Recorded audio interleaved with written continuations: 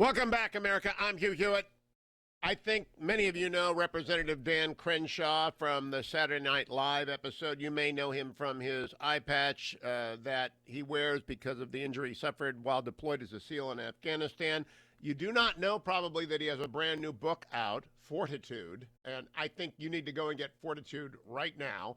Fortitude's subtitle is American Resilience in the Era of Outrage. Congressman Crenshaw joins me now. Good morning, Dan. It's good to have you back on the program. Hey, Hugh, good to be with you. Appreciate you having me on. This is a very surprising book. I thought I knew your story. I didn't. And so I want to begin by talking about Susan Carol Crenshaw, if you do not mind. Yeah. Page 72. Going from kindergarten to fourth grade, knowing that your mother is dying, that the center of a small boy's world is collapsing is an experience I wouldn't wish on anyone. But from this grief came learning. I got to experience the nature of a true hero, and the example she set was the most powerful, fortifying, and selfless thing I've ever seen, including in combat. Lying helpless in a hospital bed, I had to wonder whether my mother had asked the same desperate question I was currently asking. Would I ever see my family again? I figured that if she could suffer through that question and the unknowable answer, so could I.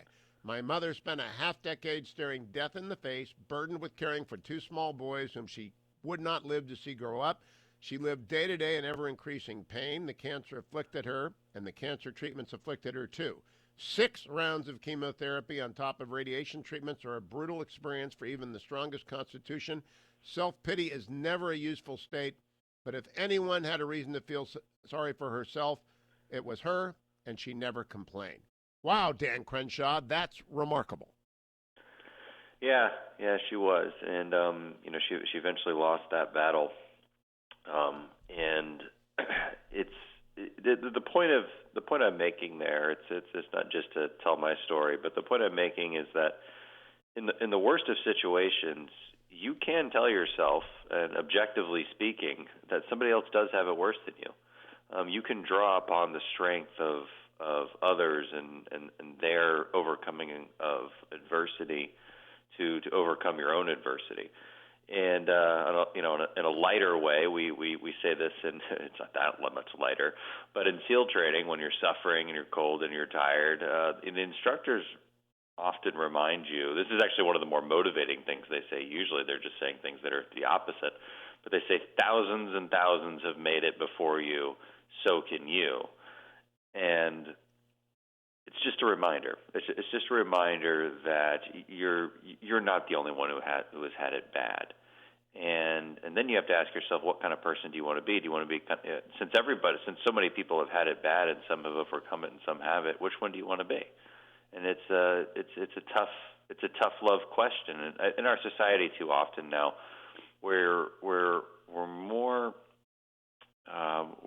tempted to ask about your victimhood. We're tempted to elevate that victimhood and almost celebrate it. And while that maybe feels nice, while maybe that at first feels compassionate, it's exactly the opposite because it removes power from the individual.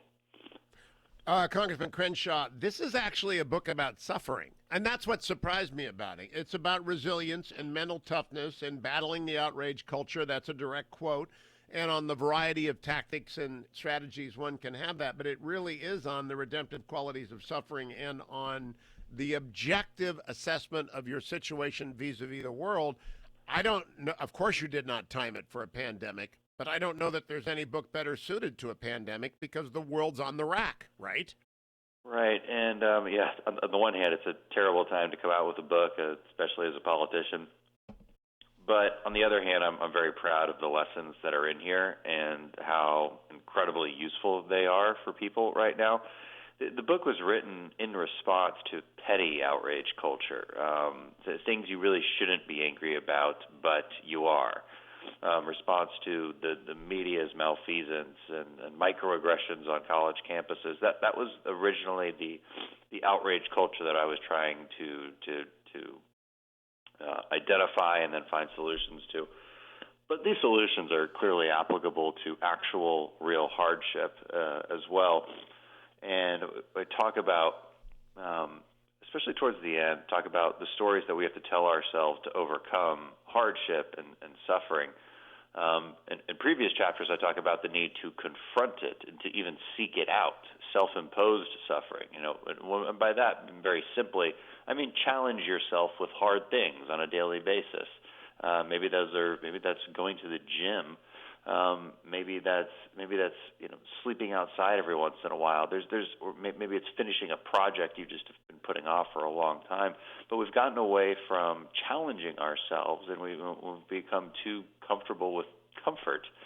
And so I am proud of the lessons in here. I think they'll speak to people in a much deeper way. It's not your typical SEAL book, and it's not your typical politician book. It's got nothing to do with either. In fact, I thought Fortitude, I didn't know what to think. I know you work with Keith Urban, who, along with Bob Barnett, are the best agents in Washington, D.C., and I knew that you would sell a lot of books because you are who you are and people know your story. But I did not expect to find, for example, on page 451, recall St. John Paul II. We have liberty not to do as we wish, but to do as we ought. I don't think you're a Catholic. I am, and I'm saying to myself, what in the world is John Paul II doing in Dan Crenshaw's book? Yeah. Well, no, I'm not Catholic.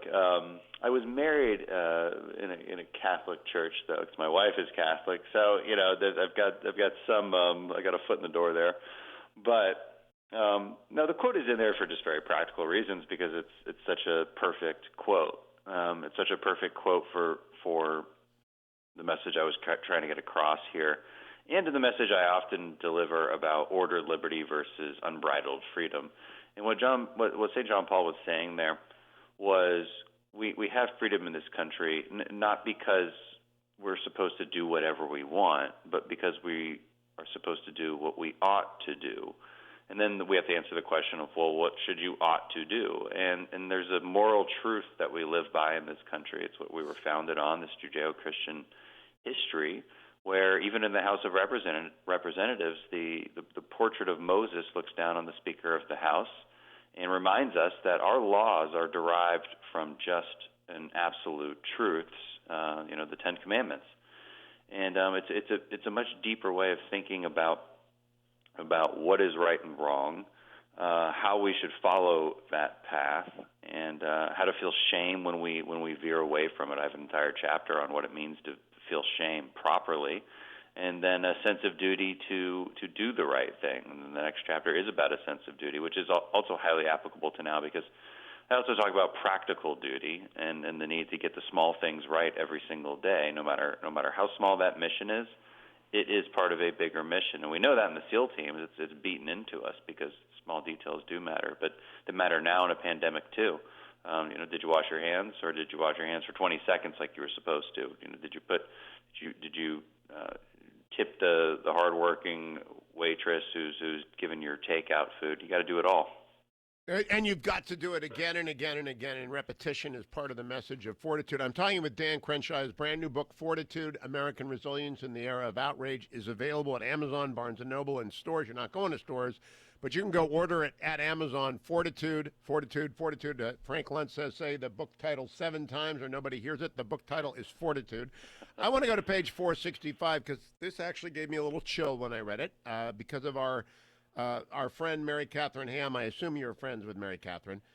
Page 465, quote, the first friend I, Dan Crenshaw, lost to the war was Lieutenant Brendan Looney, killed in Afghanistan in 2010.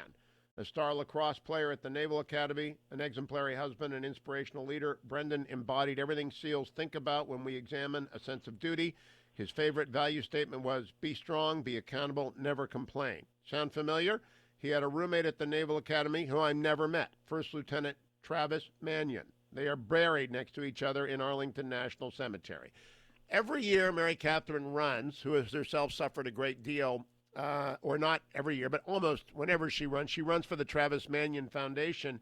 I think these are qualities which are not necessarily limited to people who've gone through the Naval Academy or SEAL training or OCS or ROTC. I think they can be learned as civilians. Do you agree, Dan Crenshaw? Oh, of course. I wrote the book for everyone, and you'll see that. You'll see these kind of extreme examples of duty, like Travis and Brendan, that in that quote that Travis used, if not me, then who? It's hard to think of a more heroic quote for the sense of duty that I'm trying to portray, but you can obviously apply that quote to even the smallest things, whether it's picking your trash up. If I'm not going to do it, who is? And why should I live my life expecting somebody else to clean up after me? Shouldn't I be proud of myself when I do it? And that small action, people brush it aside, but it really builds up who you are. We live by these habits. We make choices that create our habits, and our habits begin to create our character. And if we're going to be good, strong Americans, we have to start small. Now, Dan Crenshaw, I want to close by telling you about my business, journalism. You write, it has grown terribly difficult to separate objective journalism from opinion journalism. I am myself an opinion journalist. I'm transparent about the fact I'm a conservative. But you point out that networks like CNN, quote, still proclaim to be just the facts or news analysis when, in fact, hosts persistently engage in left-leaning opinion journalism. I think this is terrible in this era of plague, that they're not carrying the White House briefing. I just do. I think it's the collapse of journalism. In Fortitude, you deal with it objectively. Is there a chance it will change? I don't know if my book will change CNN, but maybe, because I hope this book reaches the people it needs to reach.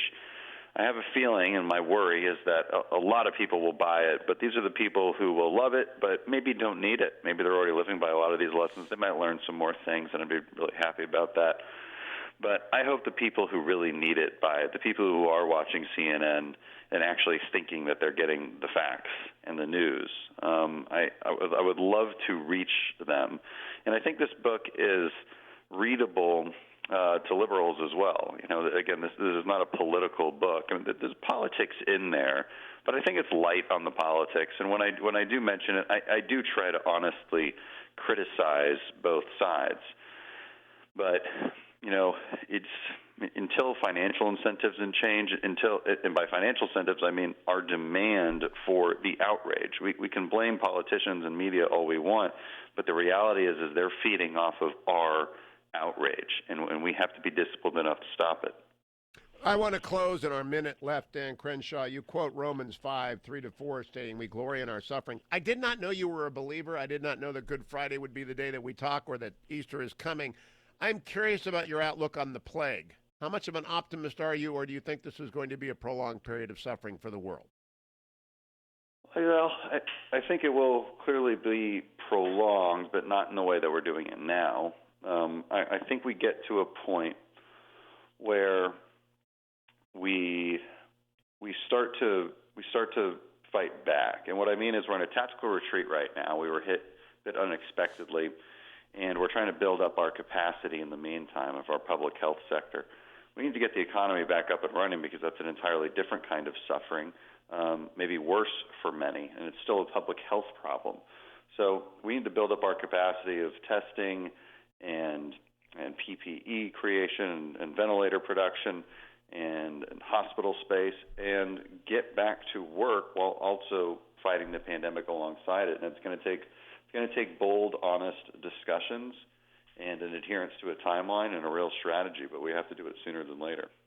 Dan Crenshaw, the new book is Fortitude. Have a good Friday and a wonderful Easter. My best to your wife, Tara. Thank you for a great